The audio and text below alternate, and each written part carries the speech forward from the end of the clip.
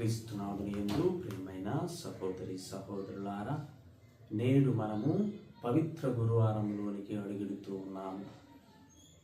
నేడు ప్రభువు ఏర్పాటు చేసిన గురుత్వ స్థాపనను గురించి మనము ధ్యానించుకుందాము. గురుత్వము దేవుడిచ్చేటువంటి గొప్ప బహుమానం. అయితే ఎందుకు ఈ గురువు? ఎవరు ఈ గురువు? ఎవరి కోసం ఈ గురువు జీవించాలి? అసలు గురువు మనకు అవసరమా? ప్రభువు ఎందుకు ఈ గురుత్వాన్ని స్థాపించాడు అనే ఈ అంశాలను మనము ధ్యానించుకుందాం. మొట్టమొదటిగా మనము హెబ్రీయులకు రాసిన లేఖ 5వ అధ్యాయము 1వ వచనాన్ని కనుక మనము చదివినట్లయితే, ప్రతి ఒక్క ప్రధాన యాజకుడు ప్రజల మధ్య నుండి ఎన్నుకొనబడి ప్రజల కోసము సేవ చేయుటకు, ప్రజల కోసము దేవునికి సేవ చేయుటకు మరియు ప్రజల పాపముల పరిహారార్థమై కానుకలను బలులను సమర్పించదరు అని చెప్పి మనము మొదటి వచనంలో మనము చూస్తూ ఉన్నాము. ఇప్పుడు ఈ వాక్యాన్ని మనము ధ్యానించి పరిశీలించి తెలుసుకుందాం. మొట్టమొదటిగా గురువు అనేవాళ్ళు ఎవరు అంటే, అతడు ప్రజల మధ్య నుంచి ఎన్నుకోబడినటువంటి వ్యక్తి.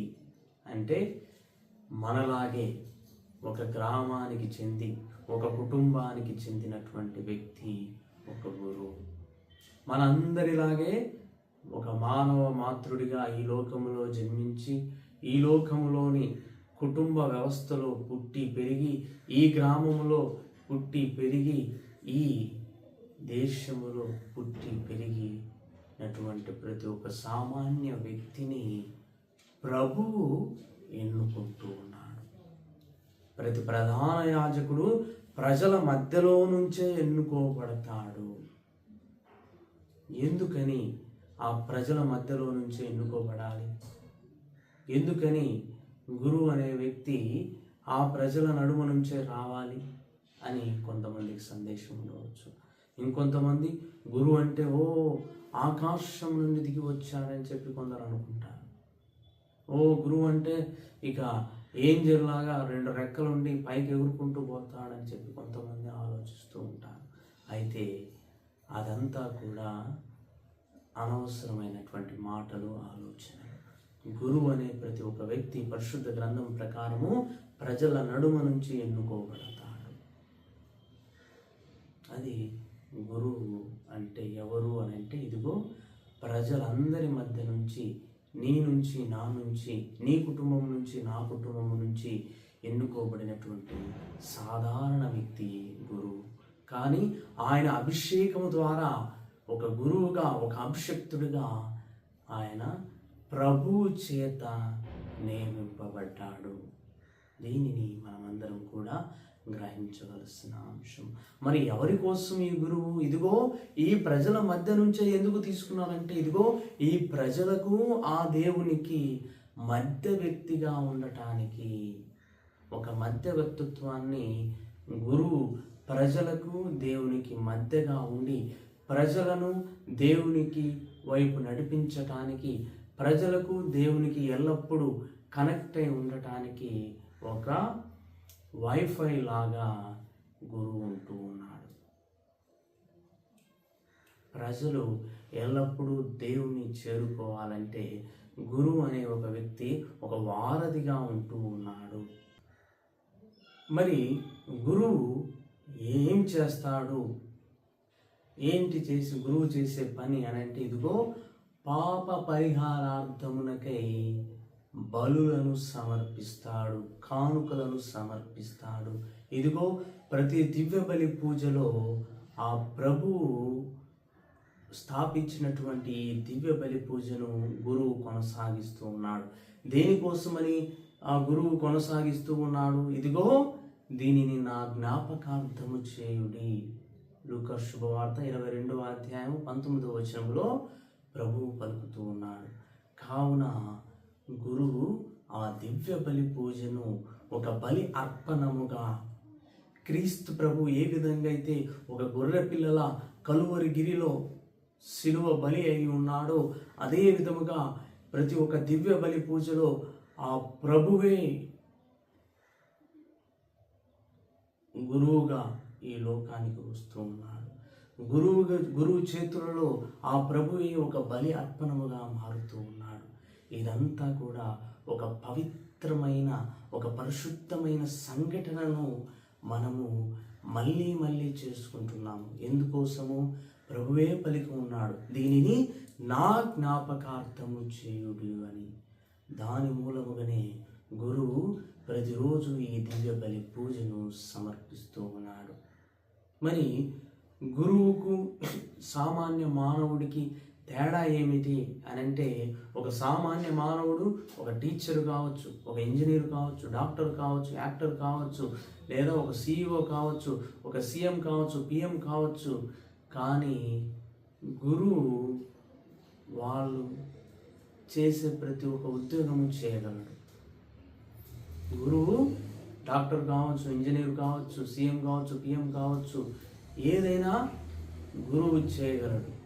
కానీ గురువు చేసేటువంటి ఈ దివ్య బలి పూజ ఏ డాక్టరు, ఏ యాక్టర్, ఏ CM, PM, హోమ్ మినిస్టర్ ఎవ్వరు చేయలేరు. ఇది సాక్షాత్తుగా ఆ గురువు మాత్రమే చేయగలిగిన ఏకైక దివ్య బలి పూజ. ఒక గురువు, అభిషేకము పొందినటువంటి గురువు చేసినప్పుడే ఈ దివ్య బలి పూజ క్రీస్తు ప్రభు యొక్క బలి అర్పణముగా అవుతూ ఉంటుంది. క్రీస్తు ప్రభువు ఈ లోకానికి వస్తూ ఉన్నాడు.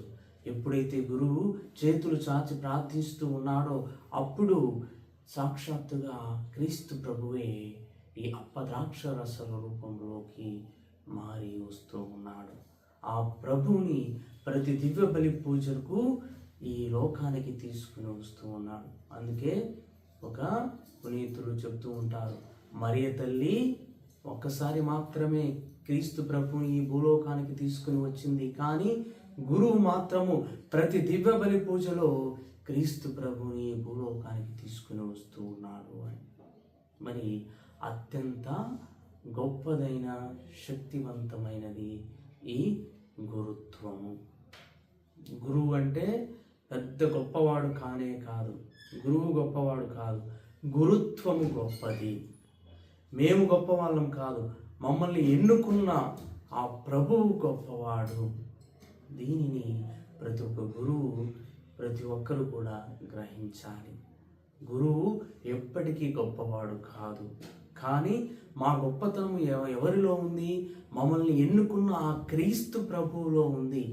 ఆయనచే మేము పిలువబడి ఉన్నాము, ఆయన పిలుపును మేము పొంది ఉన్నాము, ఆయన మమ్మల్ని ఎన్నుకున్నాడు. కాబట్టే మేము గురువులముగా ఆ గురుత్వానికి గొప్పతనము ఆ విధంగానే వస్తుంది. ప్రేమైన సహోదరి సహోదరులారా, గురువు మాత్రమే ఈ దివ్య బలి పూజను చేయగలడు. అదేవిధంగా గురువు మాత్రమే పాపములను క్షమింపగలడు. మనము యోహాను శుభవార్తలో చూస్తూ ఉన్నాము. 20వ అధ్యాయం 21వ వచనములో ప్రభువు, మీరు ఎవరి పాపములనైతే క్షమించుతారో అవి క్షమింపబడును, ఎవరి పాపములైతే మీరు క్షమింపబడో అవి క్షమింపబడవు అని చెప్పి పాపములను క్షమించే అధికారం గురువుకు ఇచ్చి ఉన్నాడు. దివ్య బలి పూజను చేసే అధికారము గురువుకు ఇచ్చి ఉన్నాడు. దివ్య సంస్కారాలన్నీ చేసేటువంటి మహోన్నతమైన స్థానాన్ని ఆ గురువుకు ప్రభువు ఇచ్చి ఉన్నాడు.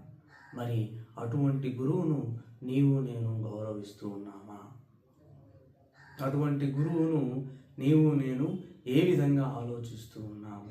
మన గురువులకు ఇవ్వవలసినటువంటి గౌరవ మర్యాదలను ఇస్తున్నామా? ఒక గురువు టయానికి వచ్చి పూజ చేశాడనుకోండి, ఏమంటారు? అయ్యా, ఈ గురువు పెట్టుకున్న వాచ్కి టైము చాలా ఫాస్ట్ అని చెప్పి అంటారు. అదే గురువు లేట్గా వచ్చాడనుకోండి, అప్పుడేమంటారు? గురువుకి అసలు పంచువాలిటీ లేదు, అసలు టయానికే రాడు అని చెప్పి అంటారు. అదే గురువు తక్కువసేపు ప్రసంగం చెప్పాడు అనుకోండి, ఏమంటారు? ఈ గురువు అసలు ఏం ప్రిపేర్ కాలేదు, అందుకే కొంతసేపే చెప్పాడని చెప్పి అంటారు. అదే గురువు గంటకు పైగా ప్రసంగం చెప్పాడు అనుకోండి, ఎందుకు ఈ గురువు ఇంతసేపు చెప్తున్నాడు, ఎవరికి అవసరము అన్నట్లుగా అంటూ ఉంటారు. ఒక గురువు ఎక్కువసేపు ప్రజలందరితో మాట్లాడుతున్నాడు అనుకోండి, అబ్బా ఈ గురువు పట్టుకుంటే వదలడు అని చెప్పి పక్క నుంచి వెళ్ళిపోతారు. అదే గురువు ఎవరితో ఏం మాట్లాడటం లేదనుకోండి, ఎందుకయ్యా ఈ గురువు ఏమీ మాట్లాడటం లేదు అని చెప్పి అంటూ ఉంటారు. ఒకవేళ యవ్వన గురువు వచ్చి మీ మధ్య ఉన్నాడనుకోండి, విచారణ గురువుగా, ఈయనకంత వయసు లేదు, ఇంత కుర్రవాడు, ఇతడు చేయలేడు అని చెప్పి అంటూ ఉంటారు. అదే ఒక ఎక్స్పీరియన్స్ పర్సన్, ఏజ్డ్ పర్సన్ గురువుగా వచ్చి మీకు ఉంటే, ఈయన రిటైర్డ్ తీసుకోవడం మేలు, ఎందుకు ఈ పనులన్నీ చేయడం అని చెప్పి గురువును అంటూ ఉంటారు. గురువు ఒక పని చేసినా మాటలనే వాళ్ళే, పని చేయకపోయినా మాటలనే వాళ్ళే. గురువుకు ఇవ్వవలసినటువంటి గౌరవాన్ని మనము ఇస్తున్నామా లేదా అని చెప్పి మనల్ని మనము ఆత్మ పరిశీలన చేసుకోవాలి.